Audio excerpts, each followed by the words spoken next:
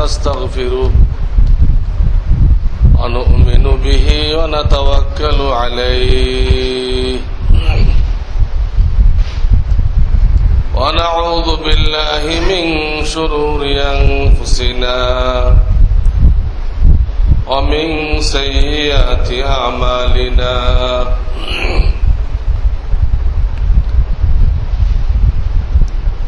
ونعوذ بالله من شرور أنفسنا ومن سيئات أعمالنا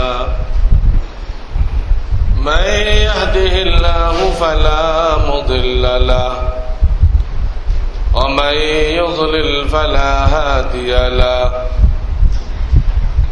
ونشهد أن لا إله إلا الله وحده لا شريك له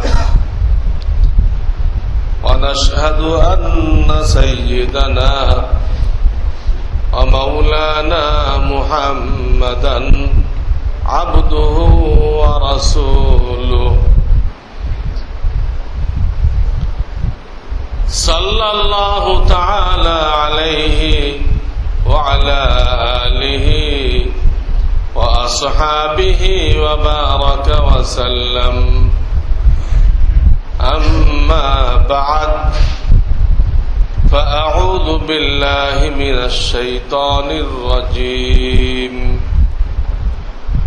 بسم الله الرحمن الرحيم وأقيموا الصلاة وآتوا الزكاة واركعوا مع الراكعين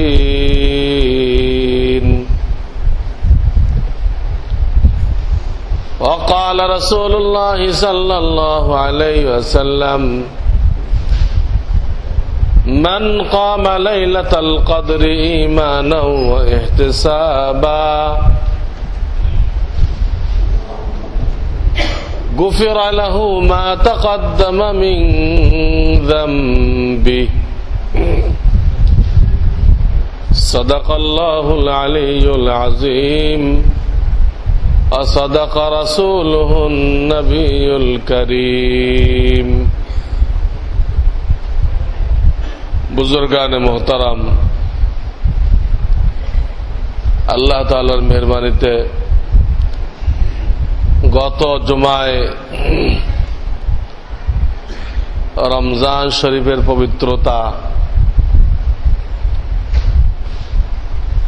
এবং যাকাতের কিছু মাসাইল বলা হয়েছিল।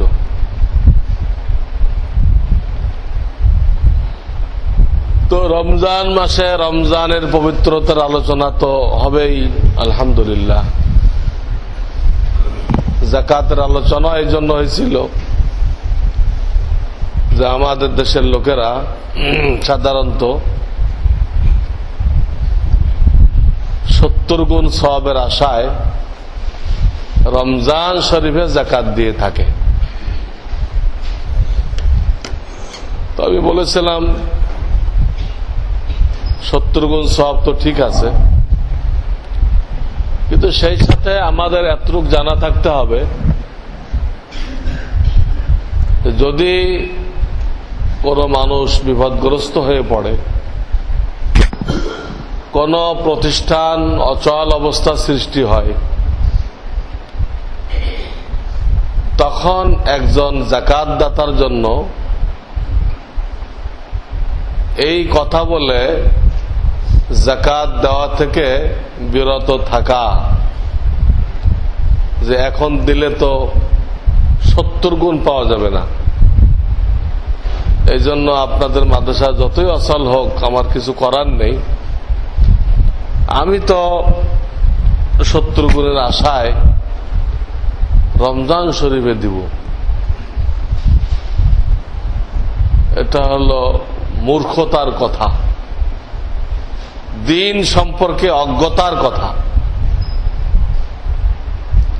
রমজানে 70 গুণ হবে ঠিক আছে, কিন্তু বিপদ উদ্ধার করলে এটা কত গুণ হবে এটা আল্লাহ বেহতর জানেন।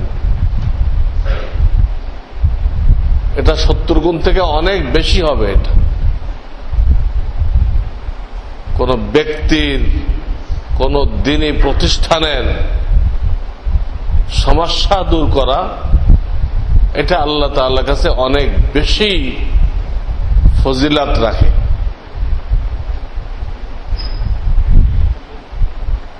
আব্দুল্লাহ ইবনে আব্বাস তো ইতিকাফ ভেঙে চলে গেলেন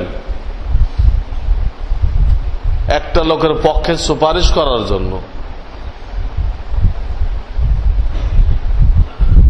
তো সেই লোক বলল, হুজুর আপনি তো ইতিকাফে আছেন, কেমনে যাবেন? আমার জন্য সুপারিশ করতে চান, আমাকে একটু সুযোগ দেওয়া হোক, কিন্তু আপনি তো ইতিকাফে। তখন উনি এই কথাই বলেছিলেন যে একজন মুসলমানের জরুরত পুরা করা এটা ইতিকাফ থেকে অনেক অনেক বেশি আল্লাহর কাছে গুরুত্ব রাখে। কাজে ইতিকাফ আমি কাজা করতে পারবো, আবার 10 দিন ইতিকাফ করব, কিন্তু এই মুহূর্তে তোমার এই বিপদ মুক্তি আমার সুপারিশ দ্বারা হইতে পারে, এই জন্য আমি সেটাকে প্রাধান্য দিলাম আল্লাহর কাছে বেশি সওয়াব পাওয়ার জন্য। তুমি ইতিকাফ বাদ দিলেন মানুষের পেরেশানি দূর করার জন্য। আর এক হাদিসে আসছে, তোমরা যদি কোনো ভাইয়ের ছোট একটা পেরেশানি দূর করে দাও, তার পক্ষে সুপারিশ করে, তার পক্ষে চেষ্টা করে, যে কোনো ভাবে একটা ছোট পেরেশানি দূর করে দাও তোমার ভাইয়ের, তো আল্লাহ রাব্বুল আলামিন হাশরের ময়দানে তোমার 70টা বড় বড় পেরেশানি হাল করে দিবেন, সমাধান করে দিবেন। তাহলে বুঝেন, জরুরতের সময় সাহায্য করা এটা আল্লাহর কাছে অনেক বড় জিনিস। রমজানের 70 গুণ ঠিকই আছে, কিন্তু যখন আপনার সামনে কোনো ঠেকা আসবে, দিনের কাজের মধ্যে জরুরত পড়ে গেছে, কোন ব্যক্তি চিকিৎসা হইতেছে না, একটা মসজিদের কাজ বন্ধ হয়ে আছে, কত রকম হইতে পারে, তখন আপনার আমার কর্তব্য হবে যে ওইটাকে প্রাধান্য দেওয়া। ওইটাকে প্রাধান্য দিলে আল্লাহ তাআলা রমজানের 70 গুণ থেকে আপনার সওয়াব কয়েক 70 গুণ বাড়াই দিবেন। আল্লাহ চান তার দ্বীনের কাজ চলতে থাকুক। মানুষের হায়াত কি জন্য? আমাদের হায়াত, আমাদের জান, আমাদের মাল, আমাদের ইজ্জত, আমাদের আওলাদ, এগুলো আল্লাহর দ্বীনের খেদমত করার জন্য। এগুলো আল্লাহ দিয়েছেন দ্বীনের খেদমত করার জন্য, ইসলাম ধর্মের প্রচার প্রসারের জন্য। আমি বারবার বলে থাকি যে আমাদের এই মাল ভোগ বিলাসের জন্য না, আল্লাহ দ্বীনের নুসরত করার জন্য। আল্লাহ তো ভোগের জন্য জান্নাতই রেখে দিয়েছে। মানুষের যা মনে চাইবে আল্লাহ পুরা করবে, তার থেকে আরো কয়েক গুণ বেশি পুরা করবে। শুধু মনের মধ্যে খেয়াল আসলেই ওই নেয়ামত সামনে চলে আসবে। ওয়ালাকুম ফিহা মা তাশতাহি আনফুসুকুম ওয়ালাকুম ফিহা মা তাদউন। তো কোরআনের এই আয়াতে বলা হয়েছে মা তাশতাহি আনফুসুকুম, তোমার দিলের মধ্যে, অন্তরের মধ্যে যে চাহিদা সৃষ্টি হবে ওটা আল্লাহ সামনে হাজির করে দিবেন 1 সেকেন্ডের মধ্যে।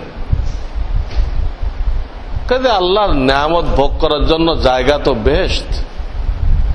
এইখানে যদি আমরা ভোগ বিলাসের পিছনে পড়ি ওটার থেকে মাহরুম হব। বা ওই ব্যাপারে ক্ষতিগ্রস্ত হব, হয় মাহরুম হয়ে যাব অথবা উপরের স্তরের জান্নাত পাইব না, এইখানে ভোগবিলাসে মত্ত হওয়ার কারণে। তো যাই হোক, বলতেছিলাম যে এই দুটা বিষয় গত জুমায় বলা হয়েছে, রমজানের পবিত্রতা, যাকাতের মাসলা। তো ওই যাকাত প্রসঙ্গে আমি বললাম, কখনো ঠেকা সামনে পড়লে তখন আমরা যেন রমজানের অপেক্ষা না করি। উদ্দেশ্য সওয়াব, উদ্দেশ্য সওয়াব। তো সওয়াব আল্লাহ তাআলা কখনো রমজানের বাইরে রমজান থেকে বেশিও দান করে থাকেন। ওটা তো স্বাভাবিক অবস্থায়, কোনো সমস্যা ছিল না, আপনি রমজানে দিলেন, ঠিক আছে। সমস্যা দেখতে পাইলেন, সেখানে দিলেন না, রসুলের মেহমানরা না খেয়ে থাকলো, আপনি রমজানে দিবেন, এখানে কোনো সওয়াব হবে কিনা আল্লাহ ভালো জানে, বরং পাকড়া হওয়ার সম্ভাবনা আছে। আল্লাহর হাবিব বলে গেছেন, বিভিন্ন এলাকার থেকে কোরআন শিক্ষা করার জন্য মেহমানরা আসবে, আমার মেহমানরা আসবে, তালেব ইলমরা আসবে। আমি তোমাদেরকে দায়িত্ব দিয়ে গেলাম, তোমরা তাদের দিকে খেয়াল রেখো। এই হাদিসের কারণে তালেব ইলমদেরকে মেহমান রসুল বলা হয়। যারা হজ উমরা যায় তাদেরকে রহমানের মেহমান বলা হয়। হজ উমরা যারা যায় এদেরকে বলা হয় জুয়ুফুর রহমান। দ্বীনি মাদ্রাসায় হাফেজ আলেম হওয়ার জন্য যারা আসে এরা জুয়ুফুর রসুল, রসুলের মেহমান। এক হাদিসে পাকের মধ্যে রাসূলুল্লাহ সাল্লাল্লাহু আলাইহি সাল্লাম পুরা উম্মতকে দায়িত্ব দিয়ে গেছেন, এদের দিকে খেয়াল রেখো।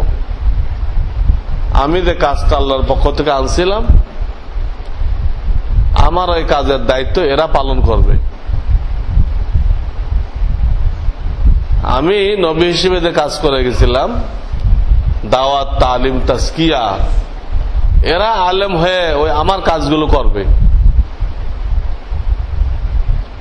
তোমরা এদের দিকে খেয়াল রাখো। তো এখন তালেব ইলমরা না খেয়ে থাকলো, সেই ব্যক্তি রমজানে দিবে, তো আল্লাহ রসুল তাকে পাকড়াও করবেন না যে আমি এদের দিকে খেয়াল রাখতে বলেছিলাম। সেখানে তোমার কানে খবরটা গেছিল, তোমার তৌফিক ছিল। আরে যাকাত দেওয়াই কি জরুরি? নর্মাল টাকা থেকে দেওয়া কি না জায়েজ? অনেক এরকম বলে, হুজুর আর তো যাকাত নেই আমার, এখন দিলে তো গুনাহ হবে। এটা বলে না, মানে তার ওই কথার দ্বারা এরকম একটা অর্থ পয়দা হয়।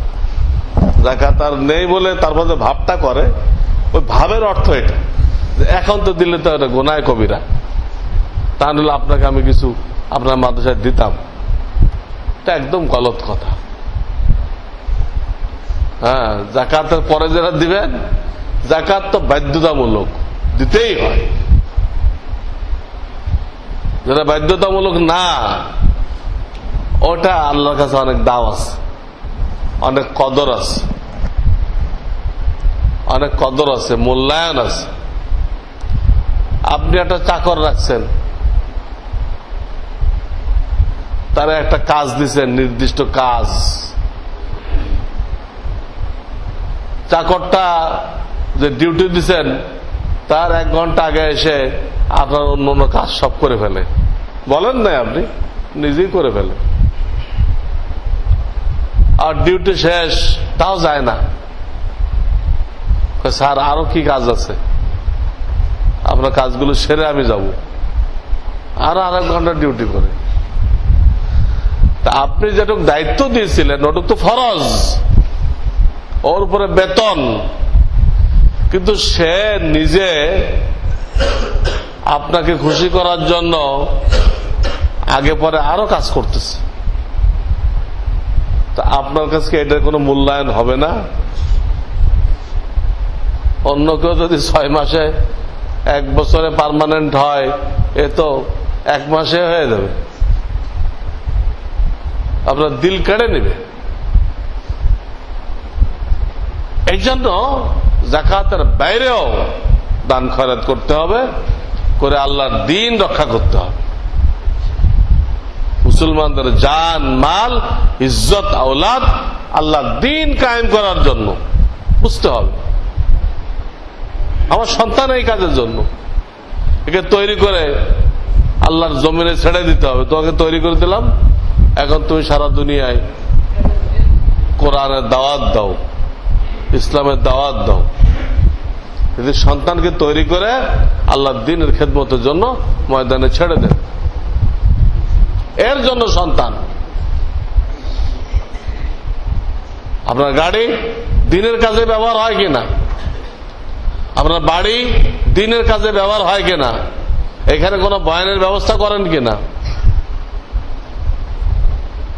আল্লাহ শুধু ভোগ করার জন্যই দিছে, এখানে দ্বীনের কাজ হবে না। হ্যাঁ, গাড়ি দিয়ে দাওয়াতের কাজ করতে হবে, দ্বীনের আরো কোনো নুসরত করতে হবে, নিজের বাড়িতে দ্বীনের আলোচনা থাকবে, দ্বীনের তালিম থাকবে। তা আল্লাহ থাকার ব্যবস্থা করছেন, এই নিয়ামতের শুকরিয়া আদায় হলো।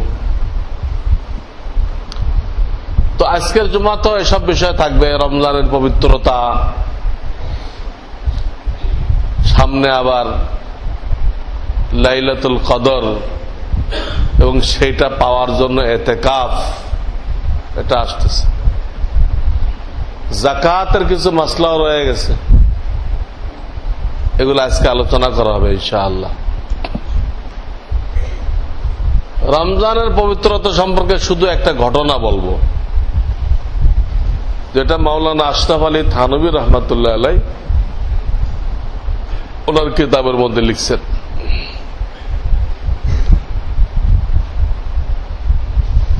একজন হিন্দু মারা গেল, তো তার পরিচিত কোন ব্যক্তি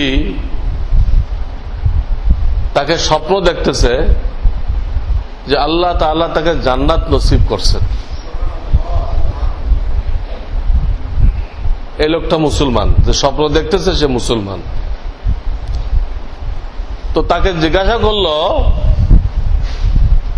তুমি তো হিন্দু ছিলা, হিন্দু তো কাফের, আর কোন কাফের কোনদিন বেহেশতে যাবে না, আল্লাহ কোরআনে বলে দিচ্ছেন। কোন কাফের, যেমন ইহুদি, খ্রিস্টান, হিন্দু, শিয়া,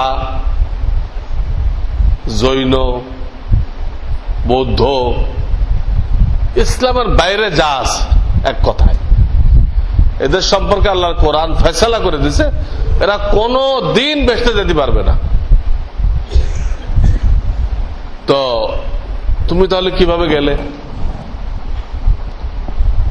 তখন ওই হিন্দুটা জবাব দিল যে একটা কাজের উপরে খুশি হয়ে আল্লাহ তাআলা আমাকে মৃত্যুর আগে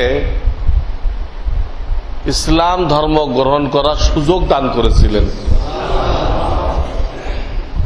কাজেই কাফের থাকলে তো আমিও জান্নাত পাইতাম না, অন্য একটা কাজে আল্লাহ খুশি হয়ে আমাকে মৃত্যুর আগে ইসলাম গ্রহণ করার তৌফিক দান করছিলেন। কাজে আমি যে জান্নাত পাইছি, এটা ঈমান ইসলামের কারণে পাইছি। তো এই লোকটা জিজ্ঞেস করলো, ওই কাজটা কি ছিল যে কাজের কারণে আল্লাহ খুশি হয়ে তোমাকে দৌলতে ঈমান নসিব করলেন? তো হিন্দুটা বলল যে এক রমজানের দিনে আমার দোকানের মধ্যে বসে আমার ছেলে কিছু খাইতেছিল, তো এইটা দেখে আমি তাকে একটা থাপ্পড় মারছিলাম। সব মুসলমানরা না খেয়ে আছে, আর তুমি এখন দিনের বেলা খাইতেছো কেন?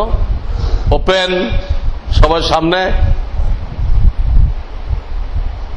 তো ছেলে আমাকে বলেছিল, বাবা আমরা তো মুসলমান না, আমাদের তো রমজান নেই, আমাদের খাইতে অসুবিধা কি? তখন আমি তাকে বলেছিলাম, হ্যাঁ আমাদের ধর্মে তো অসুবিধা নেই, কিন্তু ইসলাম তো একটা সহি ধর্ম, সেই ধর্মে রমজানের দিনের পবিত্রতা রক্ষা করার হুকুম আছে। তা আমরা যদি সেটা করি তো দোষ কি? এত তো আমাদের সৃষ্টিকর্তা খুশি হইতে পারেন। আমাদের ধর্মে নেই, কিন্তু আর একটা সত্য ধর্মে তো আছে। সেই হিসেবে যদি আমরাও রমজানের পবিত্রতা রক্ষা করি তো অসুবিধা কি? এত তো সৃষ্টিকর্তা খুশি হইতে পারে, রাজি হইতে পারে। আমি এই জবাব দিছিলাম। তো এটা আল্লাহ তাআলা পছন্দ করেছিলেন। পছন্দ করার পরে আমাকে মৃত্যুর আগে স্বতঃস্ফূর্ত ভাবে কালেমা পড়ার তৌফিক দান করছিলেন। কেউ আমাকে বাধ্য করে নাই, আমার নিজের দিল পরিষ্কার হয়ে গেছিল, ইসলাম একমাত্র সহি ধর্ম, এর মধ্যেই কামিয়াবি আছে, নাজাত আছে, আমি পড়ে নিয়েছিলাম। আজকে ওইটার ওসিলায় আল্লাহ আমাকে জান্নাত দান করেছেন। হাকিমুল উম্মত মুজাদ্দিদে মিল্লাত মাওলানা আশরাফ আলী থানভী রহমাতুল্লাহ আলাইহি এই ঘটনা লিখছেন। তো এই ঘটনার সাথে মিলান আর আমাদের জিন্দেগি মিলাই দেখেন, আমাদের মুসলমানেরা কয়জন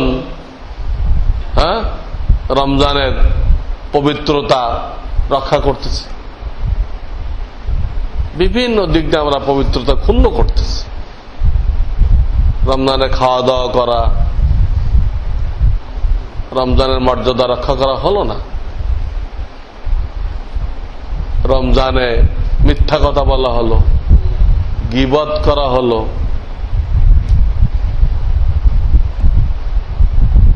রমজানে নিজের চেহারাকে সেই আল্লাহর যারা মুখালেফ দুশ্মন তাদের মতো বানানো হলো। এর দ্বারা তো চেহারায় খুর চালানো হয় না, নবীজির কলিজায় খুর চালানো হয়।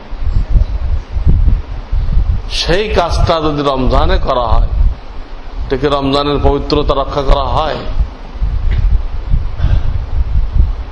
হোটেলে খাওয়া দাওয়া হইতেছে,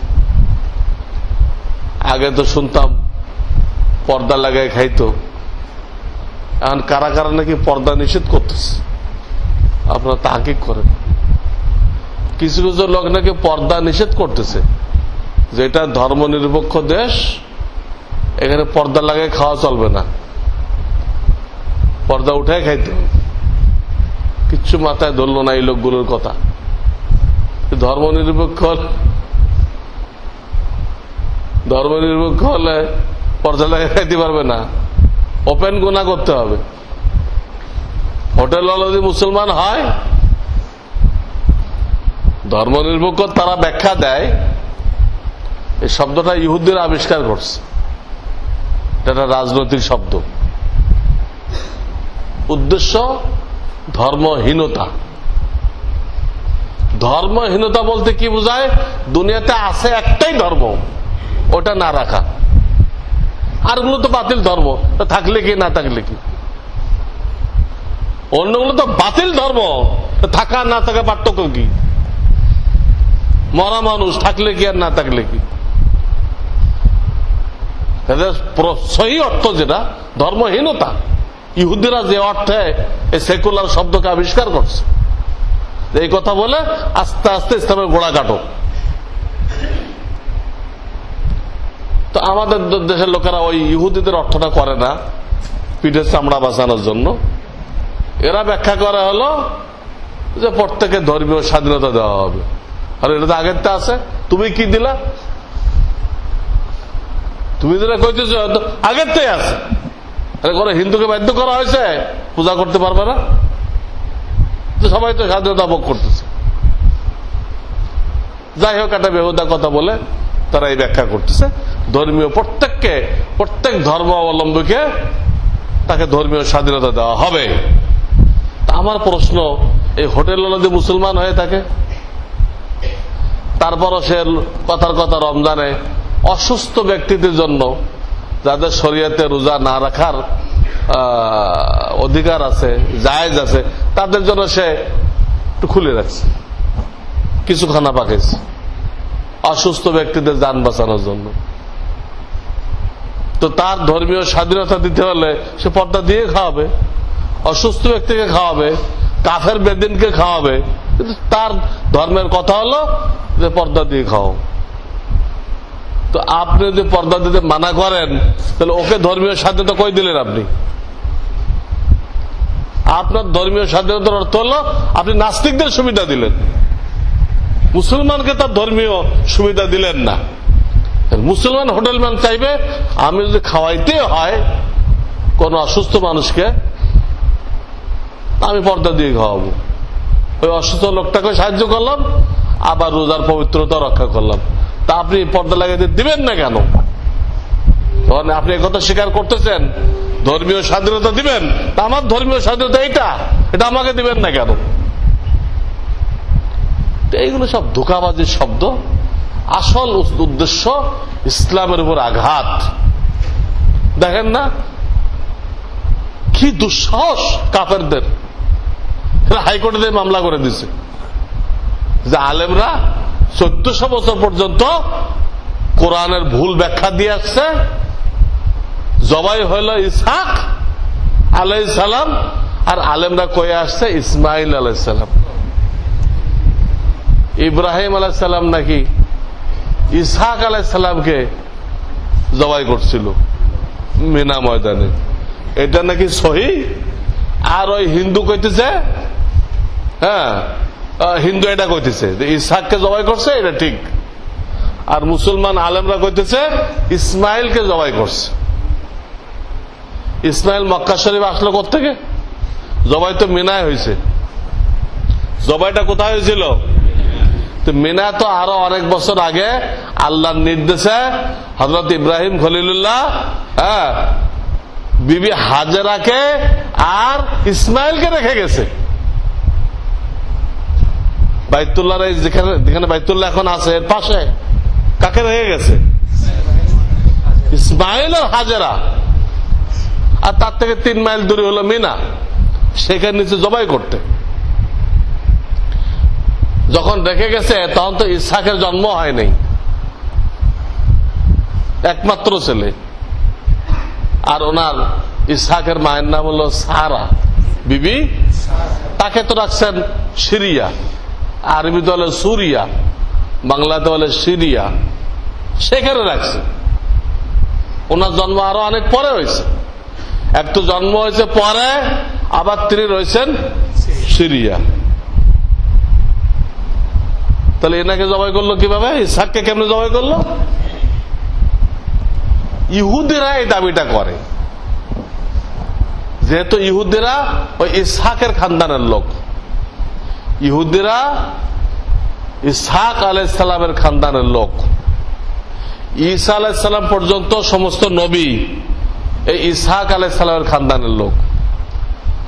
কিন্তু আমাদের নবী মুহাম্মদ রাসূলুল্লাহ সাল্লাল্লাহু আলাইহি ওয়াসাল্লাম ইনি একমাত্র ইসমাইলের খানদানের নবী। এই সিঁড়ি অফ ছিল, এই সিঁড়িতে আসছে কে? মুহাম্মদ রাসূলুল্লাহ সাল্লাল্লাহু আলাইহি ওয়াসাল্লাম। আল্লাহ ওনাকে ওনার মাকে দিয়ে এই মক্কা শহর তৈরি করছেন। মক্কাতে কোনো শহর ছিল না। মক্কা শহর তৈরি হয়েছে ইসমাইল আর তার মাকে দিয়ে। এই জমজম কুয়া দেওয়া হয়েছে ইসমাইল আর তার মায়ের জন্য, আল্লাহ দিচ্ছেন। আর এখানে কুয়া যখন হয়েছে তো দূরের থেকে একটা কবিলা, তারা তো যেখানে পানি পাওয়া যায় ওইখানে বসতি করে, এখানে আসে ইসমাইলের মায়ের অনুমতি নিয়ে এখানে বসবাস শুরু করে, কবিলায় জুরহুম। এইভাবে আজকে যে মক্কা শহর দেখতেছেন, এর ফাউন্ডার হযরত ইসমাইল, তার মা। ইব্রাহিম আলাইহিস সালাম তো রেখে গেছেন কিছু খেজুর পানি দিয়ে চলে গেছেন। এখানে রয়েছে ইনারা, এখানে 3 মাইল দূরে মিনাতে কোরবানি এনা রয়েছে। 1400 বছর পর্যন্ত সহি ইতিহাস বলা হয়েছে। এখন এই কাফেররা মনে করতেছে তাদের রামরাজ্য হয়ে গেছে, এখন তারা যা বলবে তাই হবে, রামরাজ্য করে ফেলছে। তাদের ধারণা যে আমরা রামরাজ্য বানিয়ে ফেলছি, এখন ইসলামটা আমরা কন্ট্রোল করব, আমাদের দয়ার উপরে ইসলাম চলবে। এই মুসলমান তো মরে গেছে, এদের তো কোনো বয়স নেই। তারা ধারণা করছে মুসলমানরা সব মারা গেছে, এদের মধ্যে কোনো পার্টস নেই, এটা এখন আমরা কন্ট্রোল করব। তাই তারা কুরবানি সংশোধন করার জন্য হাইকোর্টে মামলা করছিল। এই মামলা অনেকবার চেষ্টা করছে হিন্দুরা ভারতে বিভিন্ন কোর্টে, কিন্তু ভারতের কোন কোর্টে মামলা নেয়নি, কোন কোর্ট নেয়নি। ধর্মীয় ব্যাপার, এটা আমাদের কোর্টের ব্যাপার না, মুসলমানদের ধর্মীয় ব্যাপার, তারা বুঝবে, তোমাদের কি। কিন্তু আমরা অধঃপতনে কত নিচে নামছি, যদিও পরে মামলা খারেজ করছে, তো নিচে কেন? এই সরকারের ব্যর্থতা বলতে হবে, নিচু কেন? কি হয় 1400 বছর পর্যন্ত আলেমরা মিথ্যা বুঝে আসছে, নাউজুবিল্লাহ। কোন আলেম তৈরি হয়নি 1400 বছরে। আব্দুল কাদের জিলানী কি করছেন, খাজা মঈনুদ্দিন চিশতি কি করছেন, কেউ কথাটা বলতে পারে নাই সহি কথাটা, যেটা হিন্দু বুঝছে। নাউজুবিল্লাহ মিন যালিক। বুঝছেন কোথায় বসবাস করতেছে, কোন অন্ধকারের মধ্যে। তো আমার বলার উদ্দেশ্য হল রমজানের পবিত্রতা আমাদের দ্বারা রক্ষা পাইতেছে না, অথচ একজন হিন্দু রমজানের পবিত্রতা রক্ষা করার ওসিলায় আল্লাহ তাকে ঈমান নসিব করলো এবং আল্লাহ তাকে মাফ করে দিল। আজকে আমাদের দায়িত্ব ছিল এটা রক্ষা করা, আমরাই সেই পবিত্রতা ক্ষুণ্ণ করতেছি। আল্লাহ আমাদেরকে তৌফিক দান করেন, সহি বুঝ দান করেন।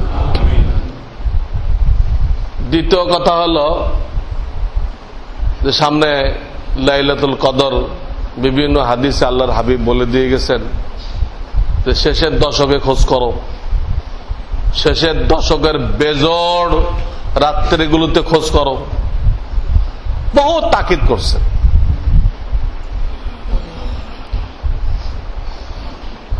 কয়েকজন সাহাবী তো কসম খেয়ে বলছেন যে শেষের দশকও ঠিক আছে, বেজোড়ও ঠিক আছে, তবে সেটা অধিকাংশ বছর 27 হয়ে থাকে। আল্লাহ এই মর্তবাটা 27 তারিখকে দান করেন, অর্থাৎ 26 রোজার দিনগত রাত্রে যে ওই রাত। তো কতক সাহাবী কসম খেয়ে একথা বলার কারণে অন্যরা প্রশ্ন করল যে আপনারা কসম খাইতেছেন, আব্দুল্লাহ ইবনে মাসউদ আরো অন্যান্য সাহাবী তো কসম খাইতেছে না, তাহলে আমরা কি বুঝবো? তো এনারা জবাব দিচ্ছেন যে খোদার কসম, ওনারাও জানেন যে 27 হয়, কিন্তু কসম এই জন্য খাইতেছে না, তখন তোমরা ওই একটা রাত্রে ইবাদত করবা, বাকি রাতগুলো ছেড়ে দিবা। এই ভয়ে ওনারা এই কথাটা এত ক্লিয়ার বলতেছেন না। এই জন্য ম্যাক্সিমাম বছর এটা 27 হয়, কখনো এটা হয়তো এদিক ওদিক আল্লাহ তাআলা দান করেন, তবে শেষের দশকের বাইরে হয় না, শেষের দশকের ভিতরেই থাকে। এক রাত ইবাদত, এক রাত মানে ফুল দরকার নেই, যতক্ষণ আপনি ঘুমে কাতর না হন, প্রবল ঘুম না আসে, এই পর্যন্ত ইবাদত করতে হবে। ঘুম প্রবল হয়ে গেলে ঘুমায় যাওয়া শরীয়তের নির্দেশ, আবার উঠতে চেষ্টা করে। এইভাবে যারা লাইলাতুল কদর পালন করবে, আল্লাহ তাআলা তাদেরকে খায়রুম মিন আলফি শাহর, 1000 মাস ইবাদত করার থেকেও বেশি সওয়াব দান করবে। এই রজনীর এত ফজিলত এই জন্য যে এই লাইলাতুল কদরে আল্লাহ তাআলা কোরআন লহে মাহফুজ থেকে প্রথম আসমানে নাযিল করছিলেন। এই যে কোরআনের ছোঁয়া পাইলো, টাচ পাইলো, এই জন্যই ফজিলত, টাচ পাওয়ার কারণে। কাজে কোরআনের কত গুরুত্ব, কোরআন সহি করা, কোরআন তেলাওয়াত করা, এটাও বুঝতে হবে। তো কোরআনের কারণে লাইলাতুল কদর, লাইলাতুল কদরের কারণে গোটা রমজানের ফজিলত 11 মাসের উপরে বৃদ্ধি পেয়েছে। কিন্তু সবকিছুর গোড়া কোথায়? কেন্দ্রবিন্দু কোনটা? কোরআন। মুসলমান যতদিন কোরআন ধরে রাখছিল তো বিশ্বের উপরে নেতৃত্ব দিয়েছিল। যেদিন থেকে কোরআন ছেড়ে দিয়েছে সেদিন থেকে তাদের গোলামের দিন শুরু হয়েছে, কাফেরদের গোলামি, কাফেরদের গোলামি শুরু হয়ে গেছে। 200 বছর আমরা ইংরেজদের গোলামি করছি এবং সেই গোলামির সিল আমাদের উপরে এরকম লাগছে যেটা আর মোছা সম্ভবপর না। গোলামির সিল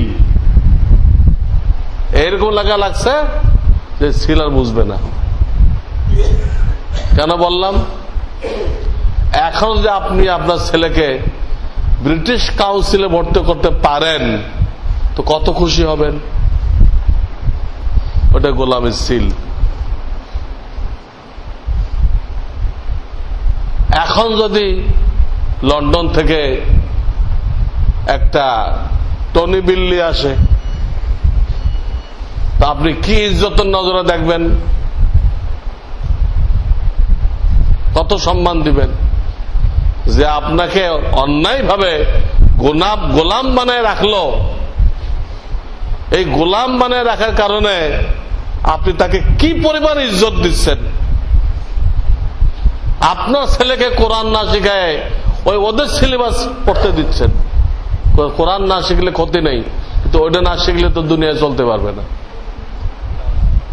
তাদের সিলেবাস না পড়লে আপনার মনের সান্ত্বনা হইতেছে না। সরকার, যে কোনো সরকার কোটি কোটি টাকা ওই ব্রিটিশ সিলেবাসের জন্য বরাদ্দ করতেছে, কিন্তু মুসলমানরা কোরআন শিখবে তার জন্য কয় পয়সা বাজেট করতেছে দেখান আমাকে। তো এরা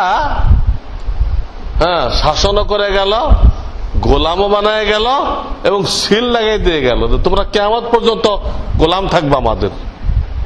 আমাদের লন্ডন থেকে একটা বিল্লিও যদি আসে ওর পাও ধরে সালাম করবা। লন্ডন থেকে বিমানে একটা বিল্লি যদি আসে তাও সালাম করতে হবে। এই শিক্ষা দিয়ে গেছে এবং আমরা সেই শিক্ষার উপরে কায়েম আছি। এই হলো আমাদের জীবনের ব্যর্থতা, দুনিয়ার পরিস্থিতি। যে কথা বলতেছিলাম যে আমাদের এই শেষের দশকে কোরআন পুরা রমজানেই কোরআন সই করতে হবে, কোরআন তেলাওয়াত করতে হবে। এই কথাটা এখান থেকে আসছে। রমজানের ফজিলত লাইলাতুল কদরের কারণে, লাইলাতুল কদরের ফজিলত কোরআনের কারণে আজকে আমরা কোরআন তো সরে যায় ব্রিটিশ মুখী হয়ে গেছে। কোরআনের তালিমের গুরুত্ব নেই, ব্রিটিশের তালিমের গুরুত্ব আছে। ব্রিটিশের কথাটা এইখান থেকে আসছে, দুঃখজনক। তো এই লাইলাতুল কদর পাইতে হলে সবচেয়ে সর্বোত্তম পন্থা হলো শেষের দশকে এতেকাফ করা। 20 রমজান সূর্য ডোবার আগে জরুরি সামান নিয়ে আল্লাহর ঘরে হাজির হয়ে যেতে হবে। আল্লাহ, বিছানা ফেললাম তোমার দরজায়, যতক্ষণ মাগফিরাত না হবে এই বিছানা আর উঠবে না এখান থেকে।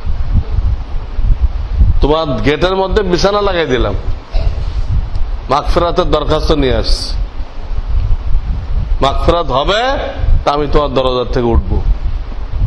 এই হলো এতেকাবের অর্থ। এতেকাবে একমাত্র পেশাব পায়খানার জন্য বের হওয়া যায়, জানাজার জন্য বের হওয়া যাবে না, অন্য কোনো কাজে বের হওয়া যাবে না। তো আল্লাহ যাদেরকে তৌফিক দান করছেন, ছেলে পেলে লায়েক হয়ে গেছে, তারা আমরা নিয়ত করে ফেলি, বিশেষ করে যারা রিটায়ার্ড জিন্দেগিতে আছেন তারা কি কৈফিয়ত দিবেন আল্লাহর কাছে, তাদের অবশ্যই চলে আসা উচিত। এনে ঘুমাইবেন, এনে ঘুমাইলেও ইবাদত, তেলাওয়াত করবেন, জিকির আজকার করবেন, খানা পৌঁছাই দিবে বাসার থেকে। আর যাদের একান্ত 10 দিনের জন্য ফারেক হওয়া সম্ভবপরই না, তারা শুধু রাত্রে ইতিকাফ করেন, দিনে অফিস করেন, দোকান করেন, ব্যবসা করেন, রাত্রে এখানে আসেন, নফল ইতিকাফ হবে। কিন্তু আপনি এতেও লাইলাতুল কদর নিশ্চিত পেয়ে যাবেন। সুন্নতে মুআক্কাদা আলাল কিফায়া, প্রত্যেক মহল্লায় লোকে ইতিকাফ করতে হবে। কেউ না করলে পুরা মহল্লার লোক সুন্নত তরক করার গুনাহগার হয়ে যাবে, পুরা মহল্লার লোক। তাই বলে টাকা টুকি দিয়ে বসাবেন না কাউকে। অনেকে গুনার ডরে করে কি চান্দা করে, চান্দা করে একটা লোকের বসে, ভাই তোমারে এই কদিন বসো, তোমার 1000 টাকা বেতন দিব আমরা। এইভাবে ভাড়াটিয়া লোক বসাইলে আপনি ইতিকাফের দায়িত্ব থেকে মুক্ত পাইতে পারবেন না।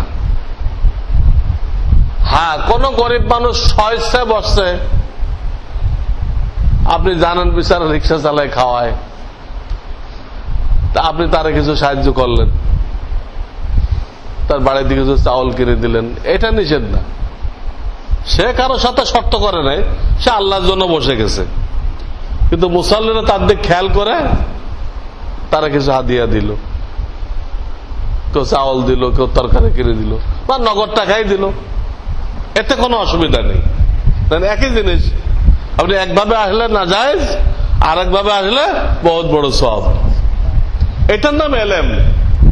কোন ভাবে করলে সওয়াব হবে আর কোন ভাবে করলে উল্টা গুনাহ হবে, এটা করতে হবে। সর্বশেষ যাকাত।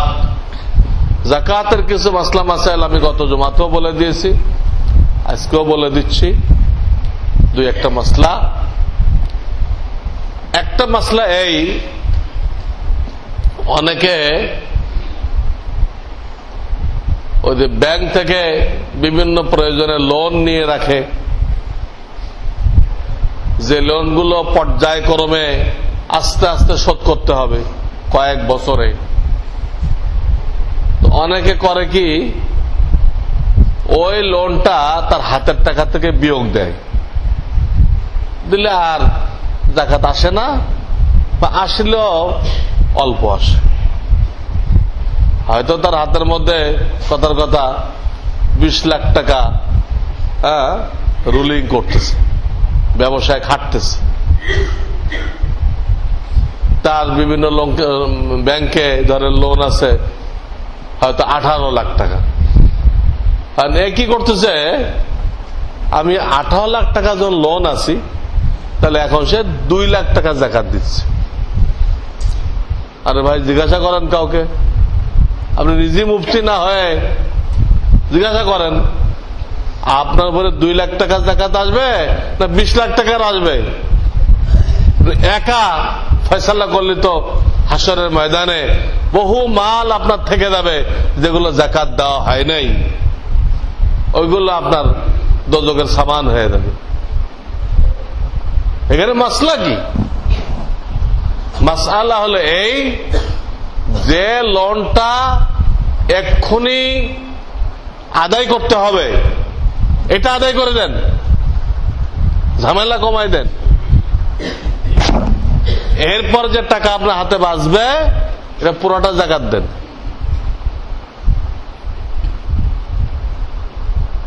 যেটা নাকি কয়েক বছরের কিস্তি দিবেন, ওটা এখন বিয়োগ করবেন না। যে পরিমাণ আদায় করছেন ঠিক আছে, সার কথা যাকাতের মধ্যে যেটা এক্ষুনি আদায় করতে হবে, ইমিডিয়েট এটা আদায় করতে হবে, এইটুক শুধু যাকাতের হিসাব থেকে বাদ যাবে। আর যারা সময় সাপেক্ষ আস্তে আস্তে কিস্তিতে দিবেন, ওই লোন হিসাবে আসবে না, ওই লোন আপনার হিসাবে আসবে না। ওই লোন দেখায় আপনি জাকাতের 20 লাখ টাকা থেকে 18 লাখ কমাই দিলেন, এটা শরীয়ত সম্মত হয়নি। আমরা জেহেনে রাখি, অনেকেই এই ধোকার মধ্যে আছে, এই গলতির মধ্যে আছে। বিশেষ করে শিল্প ঋণ যেগুলো কলকারখানা করার জন্য নেওয়া হয়, এ তো মোটেও বাদ দেওয়া যাবে না। ওই ঋণের জায়গায় থাকবে আপনার হাতে যে ব্যবসার মাল আছে, নগদ টাকা আছে, স্বর্ণ রূপা আছে, বা যা আছে, যাকাত দিতে হবে। 1 টাকা বিয়োগ করবেন না, কারণ এখানে লোন আছে, এর এগেনস্টে অ্যাসেট আছে।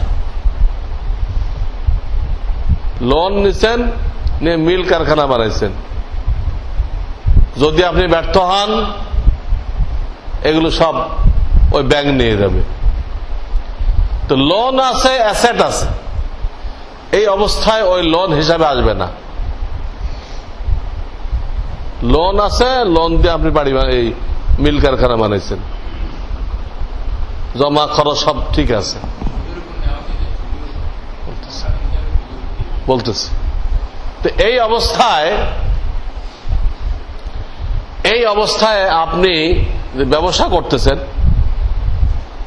আপনার যে ব্যবসার মাল আছে, মিল কারখানা না, যন্ত্রপাতি না, যন্ত্রপাতির উপর যাকাত আসে না। মিল কারখানা যে মেশিনারি আছে, এরপর যাকাত আসে না। একটা বাড়ির থেকে ভাড়া পাইতেছেন, ওই বাড়ির উপরে ভাড়া যাকাত আসবে না, বাড়ির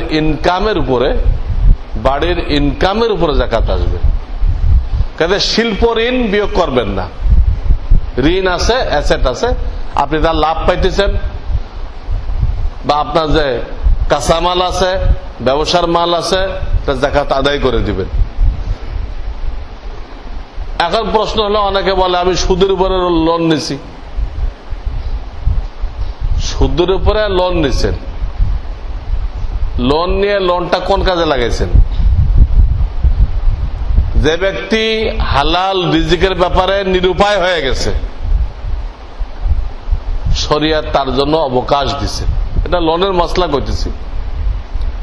আর যে নিরুপায় হয় নাই, বড় মার্চেন্ট হওয়ার জন্য সুদের উপর লোন নিছে, সে গুনাহগার হবে।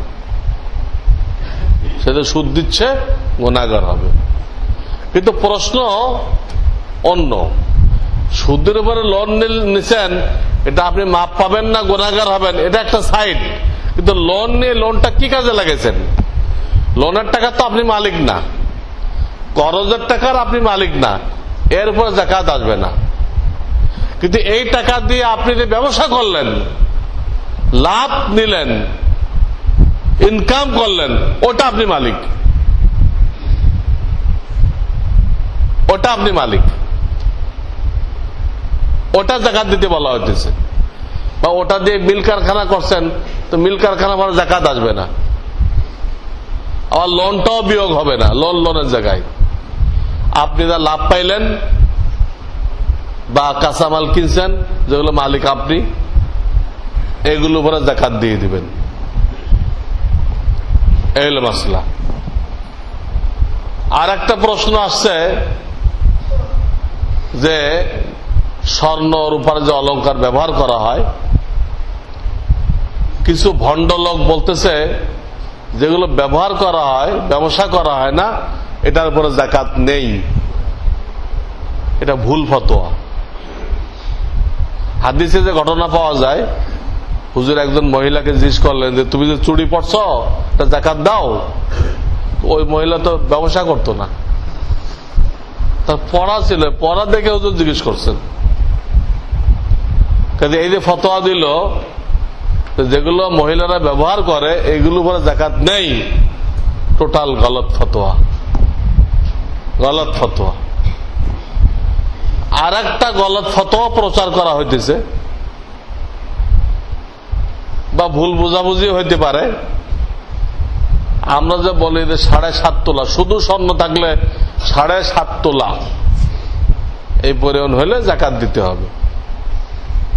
তো এইখানে লোকেরা বুঝে কি 7.5 তোলার বেশি যেটুক হবে ওইটুক দিতে হবে, আর 7.5 তোলা পর্যন্ত মাফ। আর এক গুমরাহি। এই কথা তো উদ্দেশ্য না। উদ্দেশ্য স্রেফ 7.5 তোলা পর্যন্ত, 7.5 তোলার কম যদি হয়, 7.5 তোলা সামান্য কম ধরেন, তখন আর কিছু নেই আপনার কাছে, রূপা টাকা টুকি নেই, তখন কোনো যাকাতই আসবে না। কিন্তু যেই 7.5 তোলা হয়ে গেল বা বেশি হয়ে গেল, তখন টোটাল স্বর্ণের উপরে কি আসবে? সম্পূর্ণ স্বর্ণের উপরে যাকাত আসবে, ওই 7.5 তোলা বাদ দিয়ে না। অনেকেই এই বিভ্রান্তের মধ্যে পড়ছে, আমাকে ফোন করতে করতে অস্থির করে ফেলে, হুজুর কি পুরাটা দিতে হবে 7.5 তোলার বেশিটা? এই আর এক ভুল করতেছে। ফরজ যখন হয়ে গেল পুরাটা দিতে হবে, 7.5 তোলা বাদ যাবে না। আর একটা ভুল মশলা কানে আসতেছে, এটা সম্ভবত এই যে প্রচার মাধ্যমগুলো এগুলো করতেছে, এইগুলো তো সহি ফতোয়া দেয় না। যেসব তো প্রচার মাধ্যম দেখেন, এখানে কোনো হক্কানে আলেম যায় না, ওই সাধারণত ইসলামের দুশ্মনদের খরিদ করার লোকজন যায়, যারা লেবাসধারী, দেখতে বিরাট কিছু, কিন্তু ভিতরে ঈমান আছে কিনা তাকওয়া তো নেই। এই টাইপের লোকেরা এই পয়সার লোভে এইসব জায়গায় যে এই গুনার আড্ডাখানায় যে প্রোগ্রাম করে, মশলাও ঠিক মতো জানে না, আজিব আজিব মশলা দেয়। কাজা নামাজ পড়া লাগবে না, এই মশলা দিচ্ছে। আর রমজানের মশলা দিচ্ছে যে মহিলারা যে অলংকার ব্যবহার করে, জীবনে একবার যাকাত দিতে হবে, আর লাগবে না। কি হলো? এটা তো আল্লাহ রাখছে গরিবদের সহযোগিতা করার জন্য। যাকাতটা কেন রাখছে? গরিবদের খেদমত করার জন্য। তো গরিবদের জরুরত 1 বছরের জন্য, তো প্রত্যেক বছর দিবেন। যাকাত দিলে আপনার মাল পাক পবিত্র হয়ে গেল। আমি যাকাতের উদাহরণ দেই, বাজারতে আপনি একটা মুরগি কিনলেন, নাড়ি মুড়িটা ফেলবেন না, তা ওটা শুদ্ধ পাকাইবেন। যাকাত মনে করেন আপনার মালের নাড়ি মুড়ি, তো ফেলতেই হবে। এটা আপনার মাল পাক হয়ে গেল, আপনার দিল পাক হয়ে গেল। মাল পাক হয়ে গেল হারাম থেকে, মাল বেঁচে গেল ধ্বংস থেকে। আপনার দিল পাক হয়ে গেল বখিলি লোভ লালসা থেকে। মাল পাক, দিল পাক। দেখেন যাকাতের ফায়দা। গরিবরা আপনার বন্ধু হয়ে গেল। গণতন্ত্র তো গরিব আর ধনী দুশ্মন, গরিব আর ধনী দুশ্মন। এই দুশ্মন থেকে সর্বহারা পার্টি তৈরি হয়েছে। গরিবদের জবাই, ধনীদের জবাই করো আর সম্পদ ভাগ করো। সমাজতন্ত্রে, এই গণতন্ত্রে সমাজতন্ত্রের জন্ম দেয়। গণতন্ত্রের সাইড এফেক্ট হলো সমাজতন্ত্র। ধনী গরিবের এত বিভেদ হয়ে যায়, তখন তারা ধনীদেরকে জবাই করে সম্পদ ভাগ করতে চায়। এদের নাম সর্বহারা পার্টি। ওই সমাজতন্ত্রদের নাম দিছে সর্বহারা পার্টি। তো গণতন্ত্র দুশ্মনের সৃষ্টি করে, আর ইসলাম ধনী গরিবের মধ্যে বন্ধুত্ব সৃষ্টি করে। গরিবরা ধনীদের বন্ধু হয়ে যাবে, তারা মিলের ক্ষতি করবে না, মিলের পাহারা দিবে। যাকাত তাদেরকে দিবেন, তাদেরকে দিনের কাজে সুযোগ দিবেন, তাদেরকে তবলিগে পাঠাবেন মাসে 3 দিন সুযোগ মতো, তো তারা আপনার পক্ষের লোক হয়ে যাবে। জান দিবে আপনাকে বাঁচানোর জন্য, আপনার মিল ফ্যাক্টরি বাঁচানোর জন্য। এই শ্রমিকরা আন্দোলন করবে না, জান দিবে ইসলাম অনুযায়ী করলে। এই দ্বিতীয় ফায়দা। তৃতীয় ফায়দা হলো এই যে আল্লাহ আমাদেরকে কোরআনে বলেছেন যে আমরা মালের কিছু অংশ যেন জান্নাতে পাঠাই দেই, ওখানে লাগবে। আপনি যদি আমেরিকায় বসবাস করার নিয়ত করেন, এখানে মালামাল পাঠাবেন না, সেখানে পাঠাবেন। তা আমরা কোথায় বসবাস করার নিয়ত করছি? জান্নাতে। এখানে না তো মুসাফির খানা থাকা যাবেও না। তো নিয়ত আপনি করছেন, তো মাল তো পাঠাই দেবে ওখানে।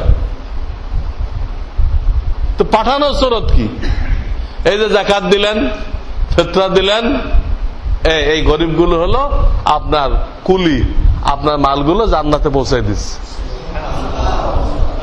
এটা একদিক দিয়ে ধুবি আপনার মালগুলো সাফ করে দিল, আপনার দিল পরিষ্কার করে দিল, আর একদিকে মালটা কি করলো, যেখানে আপনি স্থায়ী বাড়ি বানাই দিচ্ছেন ওখানে আপনার মালটাকে পৌঁছাই দিল। কাজে সে যাকাত নিলে আপনি তার শুকরিয়া আদায় করবেন, ভাই শুকরিয়া আপনার যে আপনি মেহরবানি করে আমাকে ফরজ আদায় করার সুযোগ দান করলেন। এখন তো উল্টা, গরিব আপনার শুকরিয়া আদায় করে, তা আপনি আমার দিলেন, আপনি তারা দেন নাই, তো ওর অংশ ওরে দিচ্ছেন। ওর অংশ আপনার মালের সাথে মিশে আল্লাহ পাঠাইছিল, আগের থেকে ওর অংশ আপনার মালের সাথে মিশে পাঠাইছে, পাঠাই কইছে ওরটা ওরে দিয়ে দাও। ওরটা ওরে দিচ্ছেন, শুকরিয়া ও আদায় করবে না, ও আপনি শুকরিয়া আদায় করবেন যে বাবা তুমি যে আমার যাকাতটা নিলা, আমার উপরে বহুত দয়া করছো। এক জামানা আসবে, হাদিসে আসছে, কেউ যাকাত নেবে না, কেউ যাকাত নেবে না, হাদিসে আসছে। সবাই বলবে আমি আমাকে কালকে দিলে নিতাম, আজকে আমিও ধনী হয়ে গেছি, আমার যাকাতটা কারে দেওয়া যায়, আমি পেরেশান আছি। তখন তাকে শুকরিয়া, গরিবের শুকরিয়া আদায় করতে হবে। এই জন্য আপনাদের কাছে আমার অনুরোধ থাকবে, হিসাব করে যা যাকাত আসে তার থেকে কিছু বেশি দিবেন, কম যেন না হয়। বেশি দেওয়া কি নিষেধ?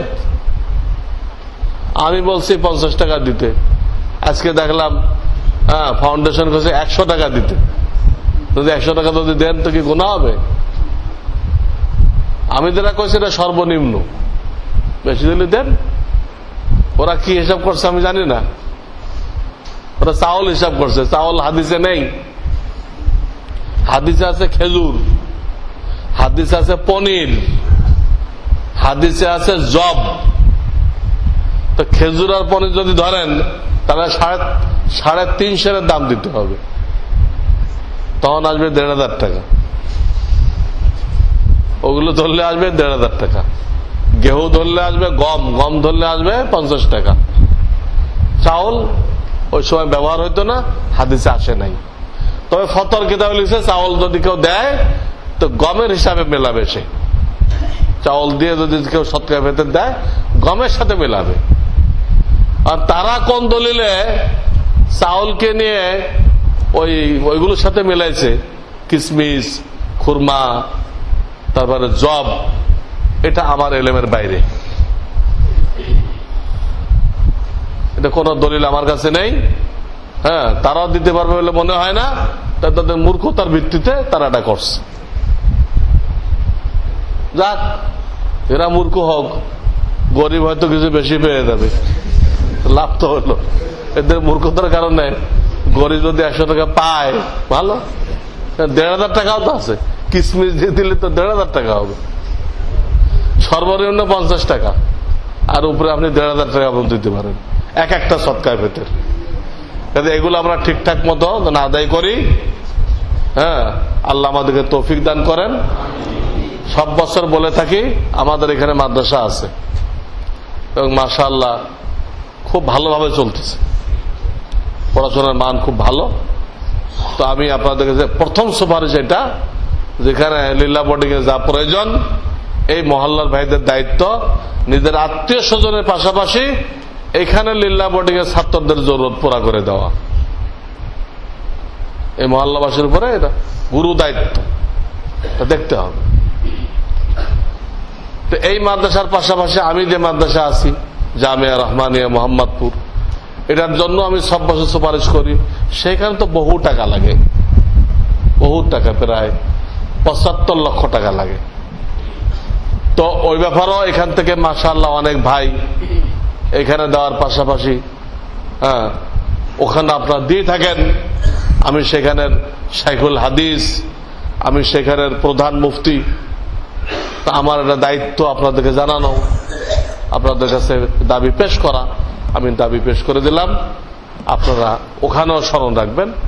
আরো যত সহি মাদ্রাসা আছে সবটার দিকে খেয়াল রাখতে হবে। এই মাদ্রাসাগুলো যতদিন আছে আমরা সহি ইসলাম পাবো। এইগুলো আল্লাহ না করুক যদি বন্ধ হয়ে যায়, আর সহি ইসলামের কোন আশা নেই।